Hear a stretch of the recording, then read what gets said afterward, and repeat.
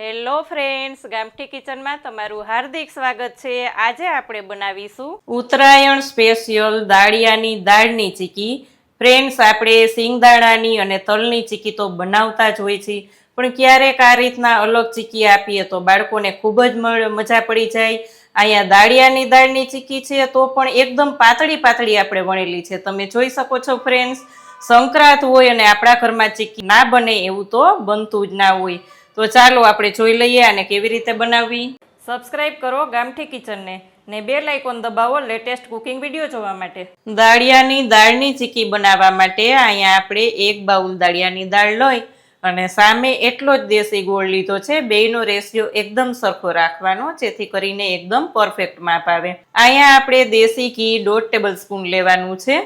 તો હવે આપણે પેલા ગોળનો પાયો લેશું, કારણ કે દાળિયાની દાળને શેકવાની કોઈ જરૂર નથી.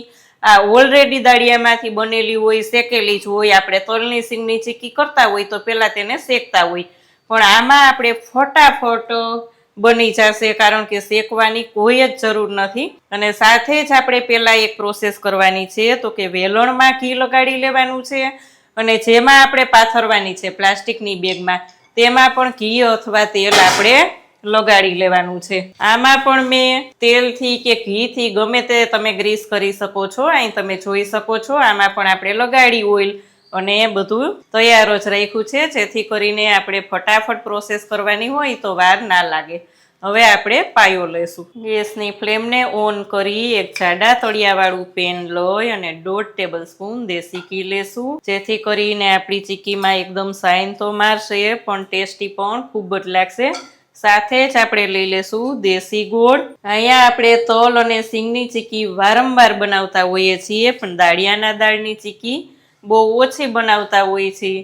પણ જો આ દાળિયાની દાળની ચીકી બનાવી અને બાળકોને આપવામાં આવે તો ખૂબ ટેસ્ટી પણ લાગશે. સાથે દાળિયા બાળકો ખાશે પણ ખરા અને ચીકી તો બાળકોને ખૂબ જ ભાવતી હોય છે.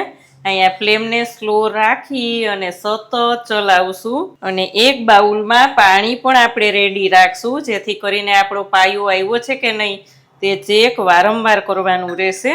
પાયો આવ્યા પછી બિલકુલ વાર નથી લાગતી, ફટાફટ પ્રોસેસ કરવાની હોય એટલે આપણે પ્લાસ્ટિક બેગને અથવા તો તમે કિચન પ્લેટફોર્મ ઉપર જો વણવાના હોય તો બધું પહેલેથી રેડી રાખવાનું. કિચન પ્લેટફોર્મ સાફ કરી અને ઘી અથવા તેલથી ગ્રીસ કરી લેવાનું. એ બધું પહેલાં પ્રોસેસ કરી લેવાની. આપણો ગોળ એકદમ ઓગળી જાય, બબલ્સ આવવા માંડે, કલર ચેન્જ થાય પછીથી આપણે વારંવાર ચેક કરતું જવાનું. ડ્રોપ્સ લઈને 2 થી 3 ડ્રોપ્સ લઈ અને ચેક કરવાનું કે દાંતમાં ચોટતી નથી ને, હાથમાં ચોટતી નથી ને. ઘણી વખત શું થાય કે આમ ચેક કર્યું હોય તો અહીં પાછળથી પાયો ખૂબ જ આવી જતો હોય, એટલે એવું લાગે તો ફ્લેમને બંધ કરી દેવાની. પાછો ના આવ્યો હોય તો ફરી પાછું ચાલુ કરવાનું, પણ એકદમ પ્રોસેસ સ્લો ગેસ ઉપર જ કરવાની અને આ રીતે ચેક કરી લેવાનું. આમ તૂટતું ના હોય તો હજી આપણે પાયાને વાર છે. ફરી પાછું ચેક કરીશું. પાણીમાં આવતા એકદમ ઠંડુ થઈ જાય અને ચેક કરવામાં બિલકુલ વાર નથી લાગતી. દાંતમાં ચોટવું પણ ના જોઈએ અને એકદમ કડક એવી આવે ત્યારે જ આપણો પાયો પરફેક્ટ ગણાય. અહીંયા છેલ્લી વખત આપણે જોશું તો એકદમ કડક એવી પાઈ થઈ ગઈ છે અને દાંત વડે જોઈએ તો એકદમ કટકટ થાય છે. તે જ દરમિયાન આપણે ખાવાનો સોડા ચપટી લઈ લેવાનો છે, જેથી કરીને એકદમ સોફ્ટ એવી થશે. ખાવાના સોડા આવતા ગોળની પ્રોસેસ પાછી અલગ થઈ જશે, તમે જોઈ શકો છો ફ્રેન્ડ્સ. તે જ દરમિયાન ફટાફટ આપણે દાળિયા લઈ લેવાના રહેશે. એકદમ જલ્દી બધું મિક્સ કરી અને આપણે પ્લાસ્ટિક બેગમાં લઈ લેશું. અહીંયા આપણે ગરમ ગરમ હોય ત્યાં જ આપણે પ્લાસ્ટિક બેગમાં લઈ લેશું અને એકદમ આમ બધું ફેલાવી દેશું. પાછળથી જ આપણે વેલણનો ઉપયોગ કરી અને થોડીક પાતળી કરી લેશું. દાળિયા થીક હોય એટલે તલ જેટલી એકદમ પતલી ના થાય, પણ જેમ બને એમ પતલી થાય એની ટ્રાય કરવાની. આ રીતના કરવાનું. એક વાટકામાં આપણે પાછળ ઘી લગાવી અને તેનાથી પણ આ જ રીતના ફેલાવી શકીએ છીએ. થોડુંક ઠંડુ થાય એટલે આપણે વેલણની મદદથી એકદમ વણી લેશું. વેલણમાં આ રીતે ચોટે તો હજી થોડીક વાર પછી વણવાનું રહેશે, કારણ કે પ્લાસ્ટિકની બેગ હોય એટલે થોડુંક ઠંડુ થતાં વાર લાગે. એટલે જ આપણે પ્લાસ્ટિકની બેગનો ઉપયોગ કરીએ છીએ કે એકદમ પાતળી વણી શકીએ. અહીંયા આપણે આ રીતના એકદમ પાતળી એવી કરી લીધી છે, જોઈ શકાય છે. અને ગરમ ગરમ હોય ત્યાં જ આપણે કોટ લગાવવાના રહેશે. જો કોટ લગાવાય તો ભલે, નહીતર પછી એમને એમ જ ઠંડુ થવા દેવાનું અને રફલી કોટ લગાવી દેવાના. આ જ રીતે આપણે સ્ક્વેરમાં કોટ કરીશું. પહેલા ઊભા લગાડીશું, પછી આડા લગાડીશું. અહીંયા આપણે બધા જ કટ લગાવી દીધા છે, તમે જોઈ શકો છો ફ્રેન્ડ્સ.